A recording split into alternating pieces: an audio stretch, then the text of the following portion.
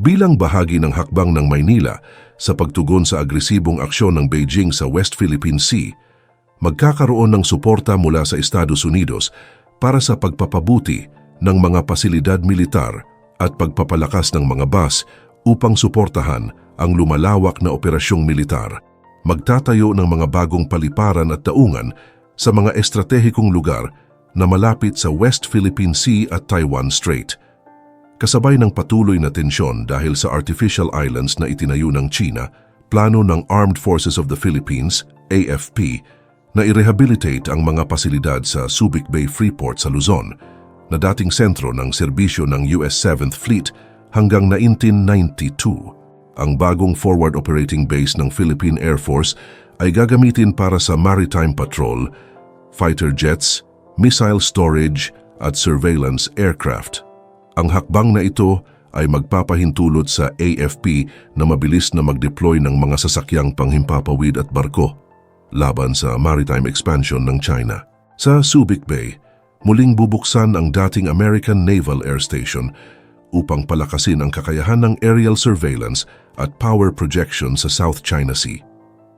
Ang lugar na ito, na dati ring ginagamit ng US Navy, ay muling ginagamit ng militar ng Pilipinas at Amerika para sa resupply, refueling at repair ng mga barko.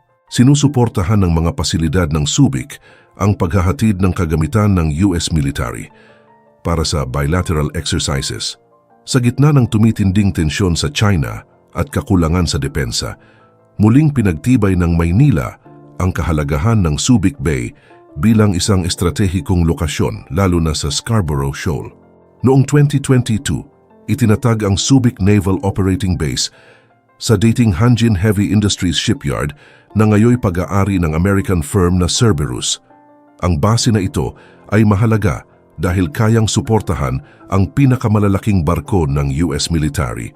Kinilala rin ng AFP ang Subic Bay International Airport bilang staging point para sa Joint Air-Sea-Land Operations sa ilalim ng Strategic Basing Plan. Ang dating runway ay maaaring gamitin para sa surface attack aircraft sa suporta ng land at maritime operations. Patuloy din ang pag-unlad ng airport sa Pag-asa Island o Titu Island, isang bahagi ng Spratly Islands na inaangkin ng China.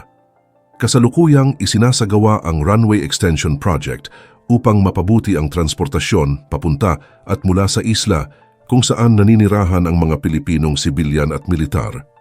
Kapag natapos, ang proyektong ito ay magbibigay ng mas maayos na supply routes at magpapalakas ng turismo at pamumuhunan sa Pilipinas. Ang Pag-asa Island na bahagi ng Cayenne Chain ay nasa 285 milya na utiko mula Palawan. Matagal nang may presensya ang Pilipinas dito, ngunit inaangkin din ito ng China. Ang mga pag-unlad sa infrastruktura ay prioridad sa ilalim ng administrasyon ni Pangulong Marcos, na naglalayong palakasin ang transportasyon at magbukas ng mga bagong oportunidad para sa turismo at ekonomiya. Gayunpaman, inaasahan na ang mga hakbang na ito ay lalo pang magpapalala ng tensyon sa pagitan ng Maynila at Beijing. Ang Pag-asa Island, Titu Island, ay ang pinakamalaking isla na kontrolado ng Pilipinas sa Spratly Islands, kung saan may humigit kumulang 200 Pilipinong residente. Noong 1978, itinatag dito ang isang munisipalidad sa ilalim ng Palawan. Kasama ang Ayungin Shoal, Second Thomas Shoal, ang Pilipinas ay may kontrol sa 8 iba pang mga lugar sa South China Sea na bahagi ng kanilang exclusive economic zone. Kasama sa mga hakbang ng Pilipinas upang palakasin ang presensya nito sa mga disputed na karagatang ito, ang pagtatayo ng mga estratehikong infrastruktura sa iba't ibang bahagi ng bansa. Isa sa mga proyekto ng pamahalaan ay ang pagtatayo ng military runway sa Balabac Island, isang isla sa Palawan na malapit sa mga teritoryo ng South China Sea na inaangkin ng China. Ang runway, na nasa huling yugto ng konstruksyon, ay bahagi ng Enhanced Defense Cooperation Agreement EDCA na nilagdaan ng Pilipinas at US noong 24 na taon.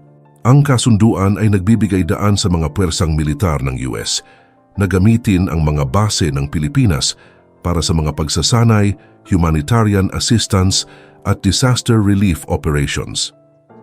Kasama sa mga proyektong ito ang mga hakbang upang mapalakas ang kapasidad ng mga airfield na makikinabang hindi lamang ang mga militar, kundi pati na rin ang mga sibilyang aktibidad.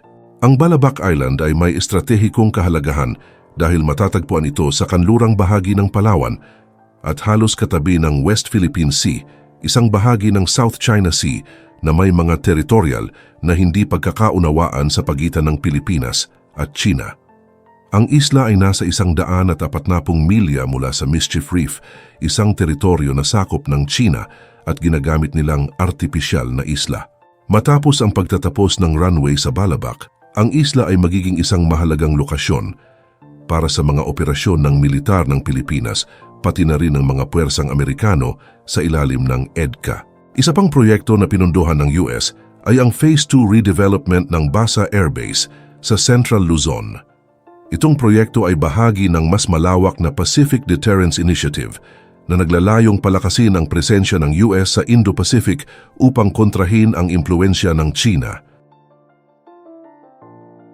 Sa pamamagitan ng kontratang nagkakahalaga ng $32 milyong, ang Basa Air Base ay magkakaroon ng parking apron na kayang maglaman ng hanggang 20 sasakyang panghimpapawid.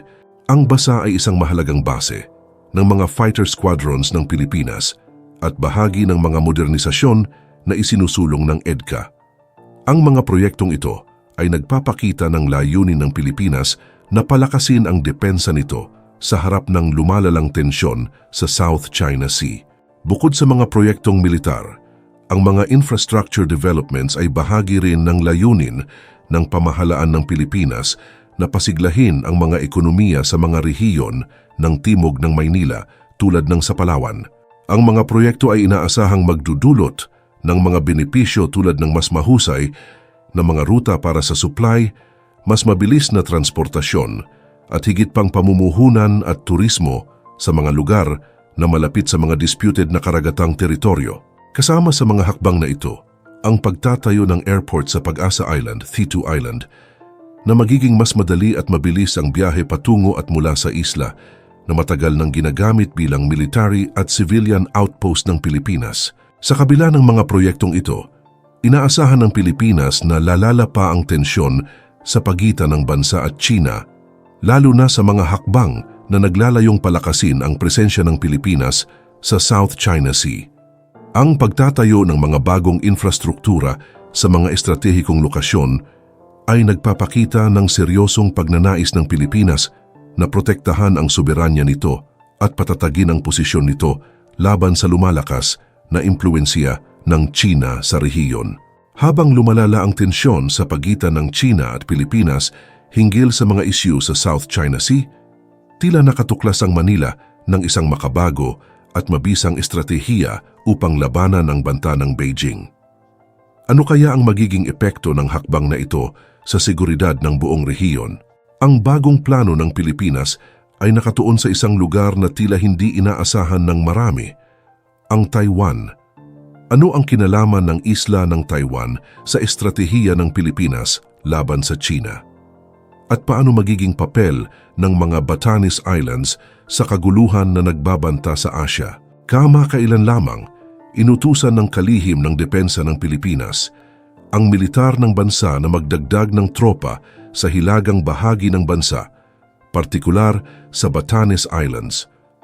Sa gitna ng lumalalang hidwaan sa South China Sea, ang pagpapalakas ng mga tropa sa Batanes ay naglalayong palakasin ang kakayahan ng Pilipinas sa depensa, hindi lamang laban sa China, kundi pati na rin sa mga posibleng banta sa mga karagatang nakapalibot sa bansa.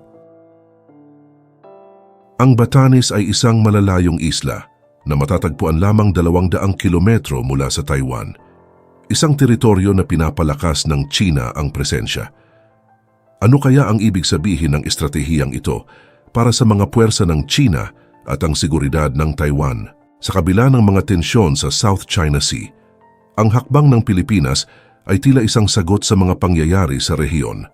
Noong 2023, binuksan ng Philippine Navy ang isang naval detachment sa Mavulis Island sa Batanes, isang hakbang na naglalayong patibayin ang depensa sa hilagang bahagi ng bansa.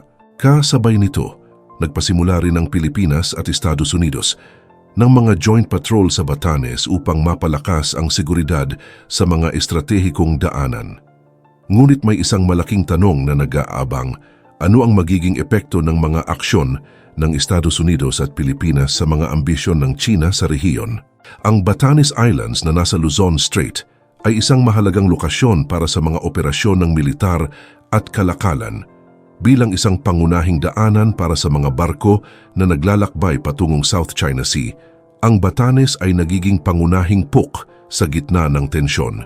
Ang pagkakaroon ng mas maraming tropa at infrastruktura sa Batanes ay magbibigay ng access sa mga operasyong militar na makakatulong sa mga makatarungang layunin ng Pilipinas at mga kaalyado nito, tulad ng Estados Unidos, upang pigilan ang anumang agresyon mula sa China.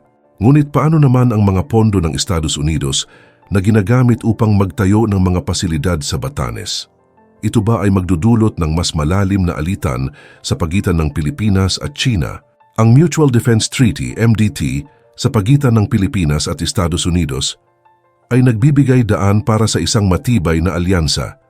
Sa ilalim ng kasunduan, mayroon ng mas maraming access ang Estados Unidos sa mga estratehikong lokasyon sa hilaga ng Pilipinas, kabilang ang Fuga Island at Mavulis Island na nasa malapit na lugar lamang ng Taiwan. Ang mga hakbang na ito ay nagpapalakas sa posisyon ng Pilipinas bilang isang mahalagang bahagi ng estratehiya ng Estados Unidos laban sa China. Sa kasalukuyan, ang Pilipinas ay isang sentral na puok ng seguridad sa Asya, isang posisyon na magbibigay sa bansa ng higit na impluwensya sa mga kaganapan sa rehiyon.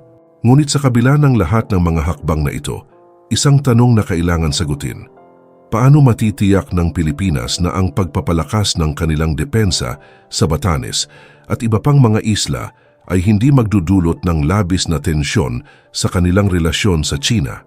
Magiging matibay ba ang alyansa ng Pilipinas at Estados Unidos sa pagharap sa lumalaking banta ng China, o magkakaroon ba ito ng epekto sa kalayaan ng bansa? I-share ang inyong mga opinyon at teorya sa comment section below at salamat sa panonood.